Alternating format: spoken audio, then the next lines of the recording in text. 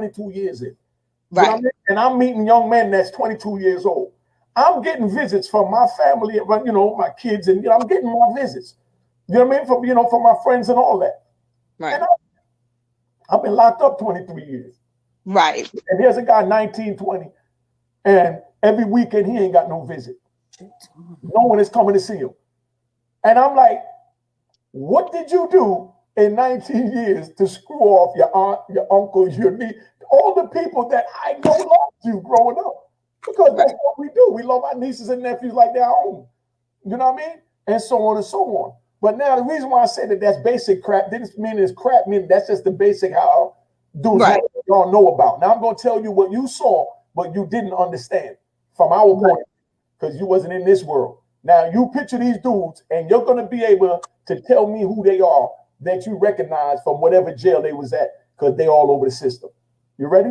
But can I say this real quick? But also, too, you have to understand a hard head makes a soft behind. So if you keep bumping your head on that same wall and you're not learning, it becomes nobody's fault but yours. But then again, it doesn't pay to have angry COs and COs that don't really care, because that's a whole different type of ballgame in the business. We're going to get to all that. We're going to let you hear, but I want to take the conversation here. And let's bring in a couple of these brothers here that's going to help me out. Tell them who you are, big bro. We're going to get that. Tell them who you are, big bro. My name is Deior King. Okay. Listening. I'm from New York, the Bronx, actually. I'm listening to the ladies talk, and I respect what they're saying. Exactly. And honestly, you know, looking at today's world and how it is today, these kids is lost and confused, because individuals say one thing and then your words it doesn't manifest in your actions. And when they look at your actions and as what you do and as what you say, you know, it's confusing and it confuses them.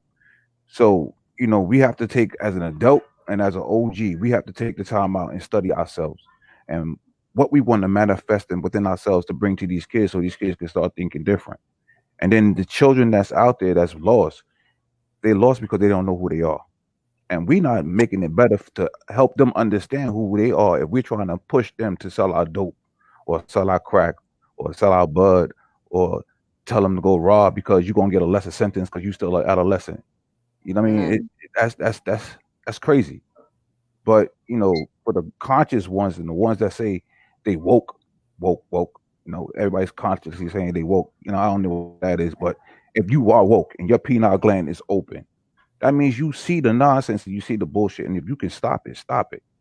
I mean, you know, as a person who worked in a detox center, who worked in the medical field, still working in the medical field, I done seen kids come in, shot up, stabbed up, sliced across the face, coming into want to be in the gangs because this is what they got to do as initiation. And they come in there by themselves. No family members that really come in the hospitals with them. And if they do, it's probably mostly mommy because daddy's not around. You understand what I'm saying? So I hear everything that's being said here, and we just got to reach the youth. We got to reach the youth, and we got to reach the OGs that don't understand what's going on either, because they're lost too. You know what I mean? Go ahead, bro. No, that's great. Hold that right there. That's great. I want to bring in all the brothers. I get everybody up here. Get them in. Come on, I'll talk to them. I'll introduce yourself, big bro. Then I'm going to bring Haas in so we can get this thing rolling. Peace, family. Peace, ladies. My name is Octavius, Brooklyn, New York. Yeah, what y'all talking is real deep, man. It's how they say, it's real in the field. And if the OGs ain't putting the information out there to educate the youth, then it's a dead end. It's a dead end for the youth. You know, and it ain't necessarily got to be the parents, because the parents can do all they can do. I was a youngin'. We all was youngins at one time. You know, both my parents was officers, but I knew what's right and wrong. Okay, so I got a different story than what's being said. We can't just blame the parents. We can't just blame the OGs either. because some of us know. Right. I like that. We know. Let me tell you something. The only man without a history, they ain't lived yet. We all got a history. We all got a history. So you know, it comes a time where you got to grow up.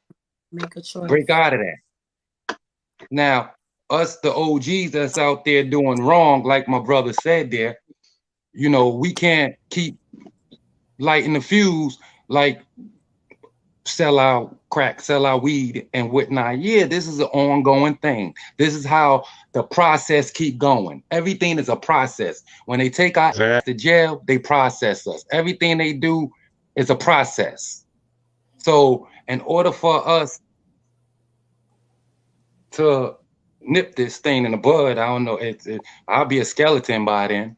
But you know, it's got to be a process, and it's got to start somewhere. That's why we here. Brother Octavius, what you said is history, and you know, coming from an old school. Big bro, let me bring Big Haas up. Hold that thought, you right now. Let's bring Big Haas in. You know what I mean? So Brother Haas. Where Brother Haas at? He coming right now. Okay. Hey, good evening, everybody. Hold on. Big Haas from Harlem. Haas. Josh, could you try and stay still? Because it's kind of... I'm sorry. Thank you, sis. Go ahead, Haas, excuse me. And then we're going to let the good brother go in, Deior. Yeah, you know, I'm Hassan from Harlem, you know, and I'm listening to everybody on the panel, and everything, everyone's input is correct. You know, everyone's input is correct, but you know, we're looking at it from how it affects individuals. We have to understand what's going on is going on, being repeated throughout all the urban communities in the United States. One time I was on 17th and Erie in Philly. And you know, and some young boys, I was with some young boys, 16, 17 years old. You know, and you know, it's the same exact thing. So we have to understand, you know, the system that create these predators to give us the mindset. You know, we didn't create redlining.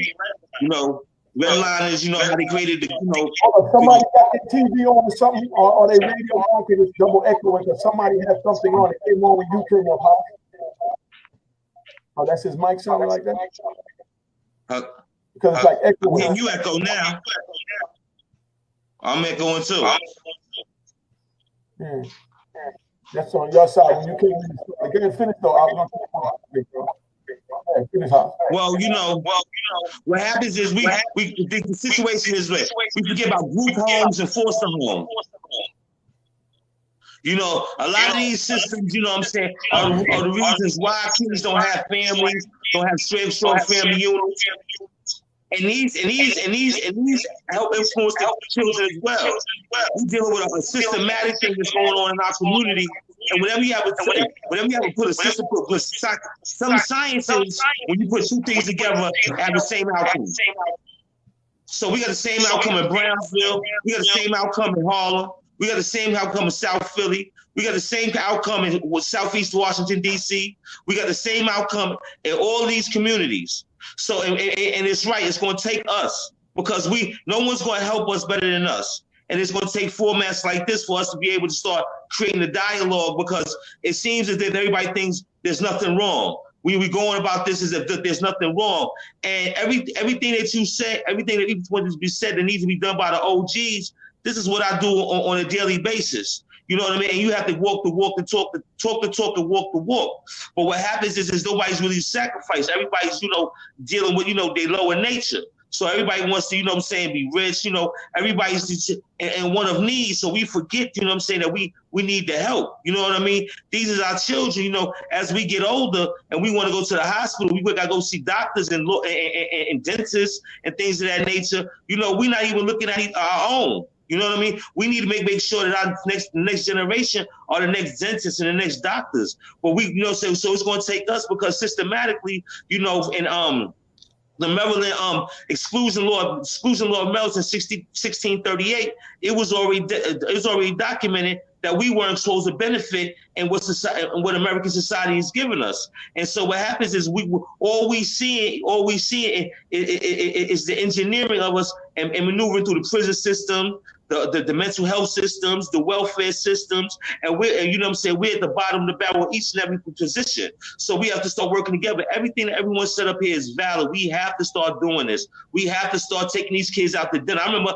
I took some young men out to dinner. You know why? Just so they can have the experience. You know what I mean? Because they was getting money, but they ain't never been to a restaurant. So I took them out to dinner. You know what I'm saying? And they came back and told me and now they 25 years old. This is how young they was. They was like, yo, OG, you the hard. You told me the truth.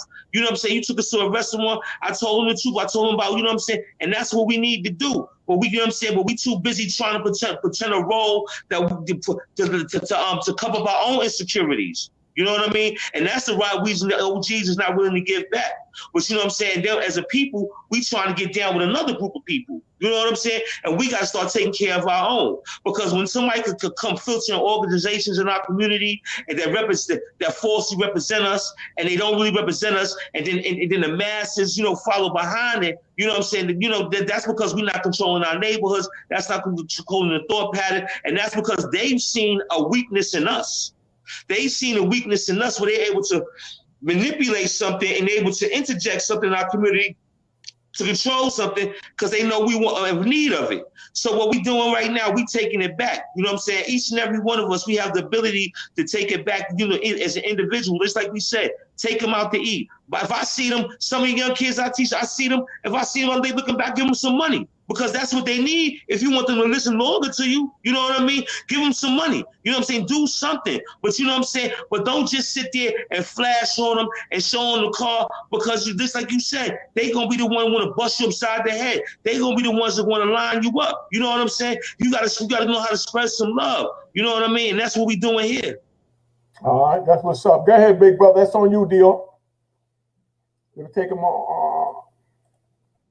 Yeah, you gotta take me off. Haas, I'm gonna get at you.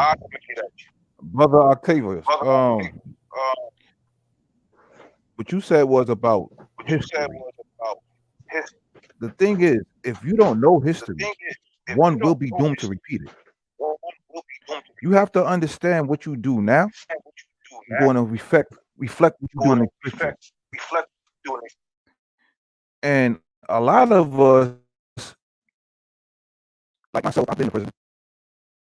But when I came out, I had to think different, move different, associate myself with individuals who like-minded as myself. And now, from that time, and I work in the hospital.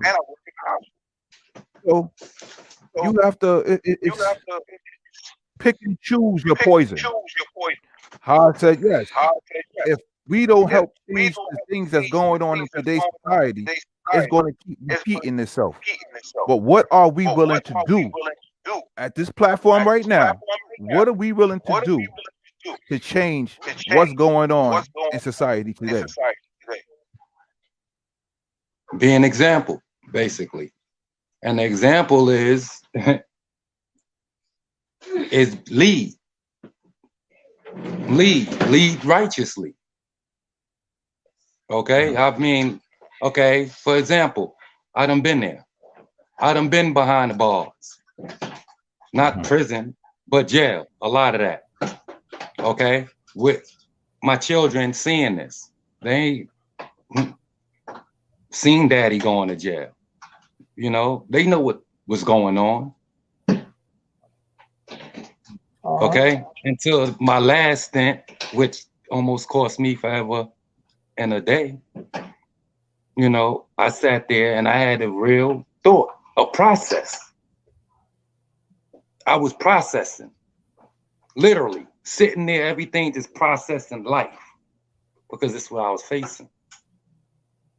I thought about everything, mainly my children. Everything else I had to block out because it would have sent you crazy. Mm-hmm. I'm watching guys in there going, crying over women and this, that, and the third. My main focus was how did I get into this? How I'm gonna get out to get back to my children. Mm-hmm. And Not only that, what the hell I'm going to do when I get back out there? Fast forward to today. I made it back out, and enough time to still watch my children graduate, go to college, both boys, 2 more raising up.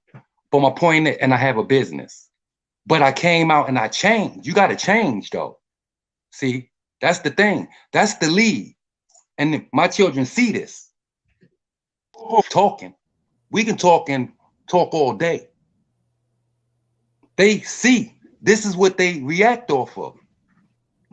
See, that's what I idolize. I didn't idolize my mother, my father, or my uncles and all of them doing the right thing, officers, civil servant jobs and whatnot. I didn't idolize that. I idolized the dude on the corner with the pack. He was the one that had the power to be like, yo, shorty, get the hell out of here. Go to school. Boom, boom, boom. That's who got the power over the youngins in the street. Why is that? I mean, because they make like it's glorified. They glorify. I mean, we all have idols. Okay. We all. Okay. Now, that's right. Gravitate. That's glorified, but I want you to understand that I can answer that question because it was limited things, to attract to my era. Because we didn't have the social media, we didn't have the internet, we didn't have the PlayStation, we didn't have PlayStation 5, 7, 8, all that stuff. But like you said, they looked up to us. You understand? And that's why I can probably happily say I can bring 10, 20 men from my neighborhood, other neighborhoods that I went in, that have approached me to get drugs from me because it was effort, as they said. You know what I mean? But I want effort to bring it to our world. You understand what I'm saying? But you see what my brother just did? That's how we all get punched in the face. You know what I'm saying? Literally, just by words. You know what I'm saying? Yeah, people ain't even got to do this. Just what my brother said. That's a hitter. That knocked your whole face when he's like, what we gonna do about it? What we gonna do about it? Nobody got an answer for that. Exactly. So what we got to do is start living. We have to start living by example. We have to show them that one way is not going to always be the right way. No, but that's the point that I'm making. They came to me and they said that I didn't give them drugs to sell. You know what I mean? I said, yo, go on in the Mecca and clean the windows in the Mecca. You understand what I'm saying? Go sweep in front of the Mecca. I need to run the store, give me 2 drugs. You understand what I'm saying? I gave them something to do that I didn't need them to do, so they wouldn't think that I was just giving them a handout. You understand what I'm saying? And I gave them 10 or 20 hours to make that round. They was ecstatic. But it took out their mind. They wanted blah, blah, blah. Now when they say, damn, Nick, I want to be like you when I grow up. You know what I mean? Be like, man, I don't want to be like you when I grow up. You know what I mean? I laughed with him. I said, no. You know that I haven't. We need something. We need something. Let me finish. Pardon, not to cut you off. My bad, bro. I'm gonna get you though, But like I said, I tell them how screwed up my life is. Well, I let them know that I can't even go to Thanksgiving dinner because I can't go to my own family's house because I don't know who will watch me to know where I live at because my status is too high. Anyone I have to stay away from. So I don't have Thanksgiving dinners. I don't have Christmases. This is my first Christmas tree and my first Thanksgiving tree in 26 years and my first Thanksgiving in about 40 years. Because I've never celebrated Thanksgiving because Thanksgiving I've always fasted or been on the street and didn't have a family to come home to. You understand? And everybody that knows me still I had a family because my family was tight. But they wasn't tight with me. But I didn't on the street that I wasn't going to pull the other man's child to come into my world to come do this foolery that I chose to do. You know what I mean? Because those are my choices. So like I said, and I think I'm going to do that kind of condition. I'm going to bring some brothers on here that used to come to me because their children were young. And they came to me and say, you need me to shoot somewhere? You need me to take some drugs from me? You need me to work the school? I need to get some money. My son's birthday. You know what I mean? It's my daughter's birthday, and I don't even have nothing to buy for their birthday. You know what I mean? And yo, watch the store for me real quick while I and then I give him $200. You understand what I'm saying? But I never gave him drugs, and I'm gonna bring them on there so y'all can tune in when you see the children of the fathers that I looked out for to keep them away from the drugs and the street.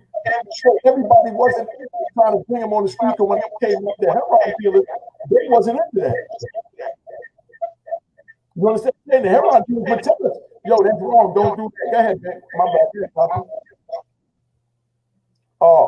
So back to it also goes back to us knowing who we really are. I hear a lot of echo as black people. Yeah, I've been hearing it all the time, even me. Should I come out and come back in? Turn the mic down a little bit if you can, but you sound good enough for me. Okay. It also goes back to us knowing who we are as a people. There's a law that actually states that we're not human, or almost or partially human. If we don't even know who we are as a people, we're definitely going to continue to struggle. Definitely. So it's bigger than this. Let me say this, because I want your opinion, because you said you worked in the prison. This is what I started earlier before I started seeing the other men in. I want the other brothers that have been in prison too to give their assessment on my analysis. This is Unique's analysis on how I interpreted many of the brothers that did time around me that I'm sure the CO probably didn't know. You know what I mean? But the brothers over here that been in prison, I'm quite sure y'all recognize these type of men. Now, I come into prison, I couldn't read or write. Nobody said, come on over here, let's go do this, let's go to GED, let's go to school. Nobody told me that. You know what I mean? So instead, you know, I had a girl come on and visit, bring me some weed, started selling some weed in the joint. You know what I mean? I start doing me, and I'm running around and I'm acting like I'm still on the street. After I screwed up, went to ADX, met the brother that I said, you know, taught me that it's best to get my education and be prepared, because you never know if one day they might release me out of here, and I don't want to walk out and not have anything to bring out there to be able to survive any tools. You understand what I'm saying? So I got my GED, started taking psychology classes. You know what I mean? Then since then, I became a certified plumber, certified electrician, certified HVAC and refrigeration specialist, electrician, a mechanic, a culinary arts cook, a surf safe, you understand? And a certified mentor and a suicide prevention specialist. I did all that in prison. And when I walked in these European prison, I couldn't read or write. You know what I mean? But I got with men that told me right from wrong and how to survive in there. And it was also because you were ready to change. See, I was wait. I was one of those CEOs that I said that earlier. I was one of those CEOs when I seen, I don't care how old you was, get out of trouble, use these programs, use what you can. This is one of those times where you have to use what they have in order for you to get ahead so that you can come out with something. But now if I'm here and I'm giving you the tools, and I would come when they would give me information, I would come. Listen, this class is here. They're showing you how to make airplane parts. They had a program in it called Core Craft. They were making our uniforms, plane parts, everything. They're paying you 22 cents, but guess what? You're learning something different. You'll learn how to build an airplane by the time you get out of here, depending on how long you in here. Utilize your time wisely. You think other CEOs was running around doing that? Hell no. Okay. They could care less. I cared because I was raised differently.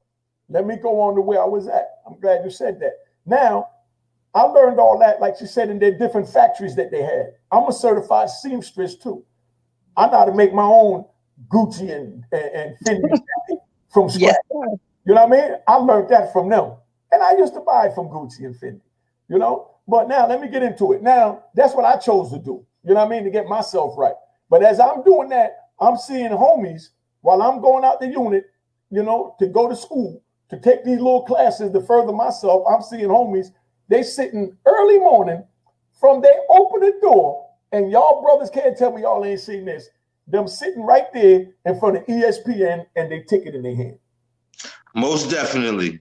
You know what I mean? They play cards all day, play basketball all day. We're gonna get to that. We're gonna get to that. But they sitting there with their ticket in their hand. A ticket is a gambling ticket. You know what I mean? And they worried about what the scores is to see if they hit a ticket. You know what I mean?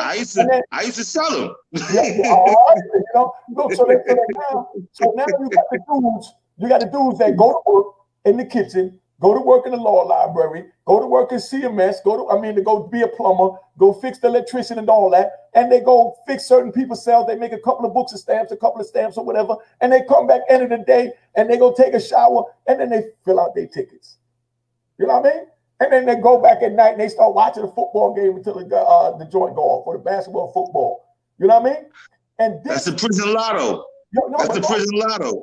Now, brothers, I'm gonna wake y'all up to something that I noticed, that I'm sure y'all noticed too, but might not have stopped to think about it. You know what I mean? These brothers would sit there and do this every day, like one of the brothers said in the thing, like Groundhog Day. You know what I mean? Every day they do the same routine. Before you know, 10 years go by, they only know what happened, and they still looking at that ticket. Yep. You know what I mean? So much law came out that could have got them home. You know what I mean? There are people right in the unit with them is going home on certain laws that would have helped them. But they sitting there looking at the ticket in the football game and the baseball game and the Super Bowl. I haven't, and I'm not proud of it, I haven't watched not one finals in basketball, football, baseball, Super Bowl, none of that in 26 years. I haven't watched not one. I don't knock nobody that did it. You know what I mean? But my thing was, I'm doing life. These dudes is getting paid millions to run up and down these court, man, and they're on this field. They get millions, and I'm sitting in a cage. And then Tuesday night, they smacking up their girl in the elevator. They carrying a gun in the club. You know what I mean? I'm like, yo, why am I going to watch a bunch of fools, man, and think I'm anything other than a fool? I'm just me. You know what I mean? They get a chance of a lifetime to get their life right. And you know what I mean? And every chance they get, they put they not only they freedom, but other people's lives in jeopardy.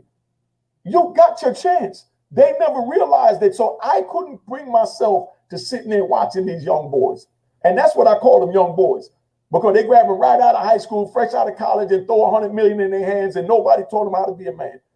Nobody taught them anything about finances. You know what I mean? So they just as dumb as I was when I was out there. You know what I mean? Except they're young enough to keep running up on the full court to say, yes, sir, boss, yes, sir, master. But I brought that up to say that dudes let years, decades go by doing the same thing over and over again, man. And before you know it, that 30-year sentence is over. And the only thing he could answer is who pinky is hurt and can't throw the football on Sunday. He don't even know who's the president. He don't know who's in the Senate. He don't know the reason of the Senate, the House. He don't know nothing about voting. He don't even have nothing to give his grandkids that he's now going home to. You understand what I'm saying? I mean, go ahead, Big Oz. You know, that's the situation where even out here, all our men are concerned about the basketball games. They're concerned about the sports. You know what I mean? But what happens is they don't know what the GDP is. They don't know what the 3 branches of government is. They don't even know the functionality of government. And these are much of the things that they need to be involved with. They don't know why they're unemployed. Like the woman said, core craft. We have to understand something. Core craft works in the prison. You know what I'm saying? They create everything.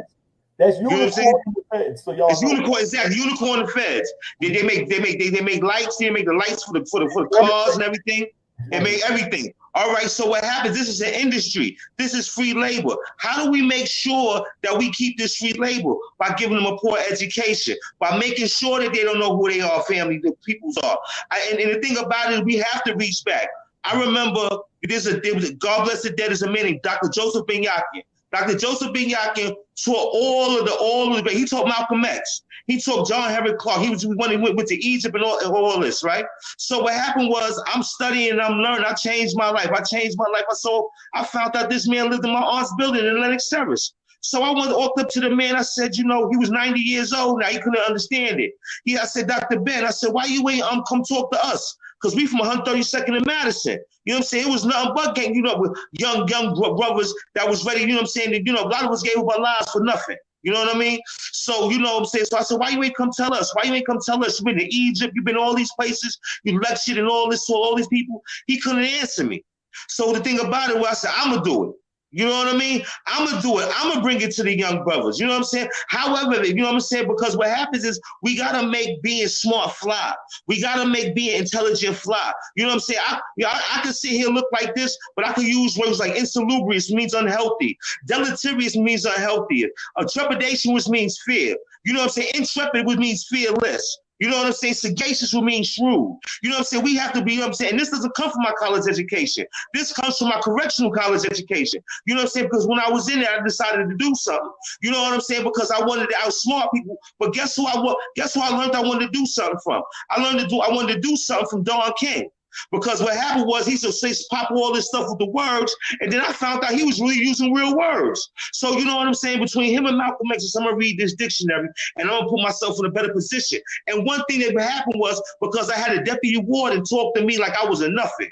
You know what I'm saying? I had never had somebody talk to me like I wasn't nothing before, and I couldn't do something about it. And he said, jump bad. He said, do something. He said, I press this button, they're gonna toss you up. I said, you know what? I will never have someone talk to me in that manner again, and never have, because why? I know how to use my words. I know you was like capricious, nefarious, you know what I mean? So what happens is, and I know how to use them well, and I know how to flip back and forth. Go ahead, I was about to say something. What I want.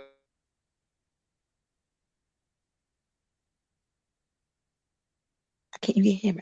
We can't hear you. We can't hear you, baby. We can hear you. Can't hear you. Yeah. Keep jumping on. He muted. He mute. Okay. I'm mute. The mute button. Y'all can hear me now. Yeah, baby. Yeah. Oh, okay. Me and Crumb was kind of talking about see, what you just said, you know, them words you need to compete with the Europeans. Okay. Yeah. See, the thing is, when you go to day college, the only thing going to college is following basic instructions, just like the Bible. That's college for you. Exactly. So that's why we get beat up. You understand? Because like you said, them words you use, and we don't have no understanding of them. So they can use them and belittle us, and we, okay, exactly, like rub it off like it ain't nothing. But that's only for us to compete with them. If you want to go back, we wasn't using words like that. We only got to learn that now. Like you said, Malcolm X studied the dictionary, just so he can go at him. But he was talking to his people in another language. Exactly. Keeping it simple.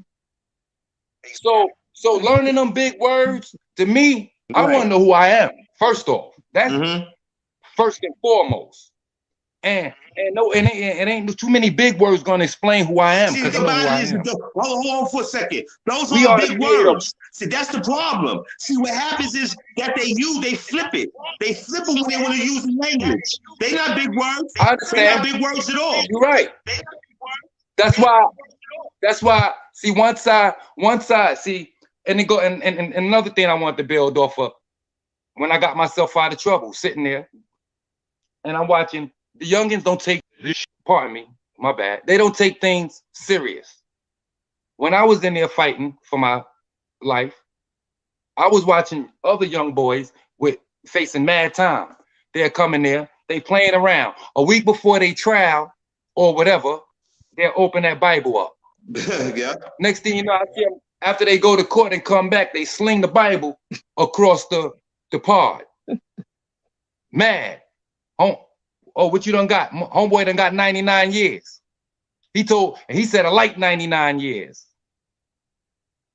But my thing is, I watched him play the whole time, and a week before he called the dude that be in there studying the Bible the whole time, he called him, yo, I want you to help me study this Bible. I got to go to court next week and trial.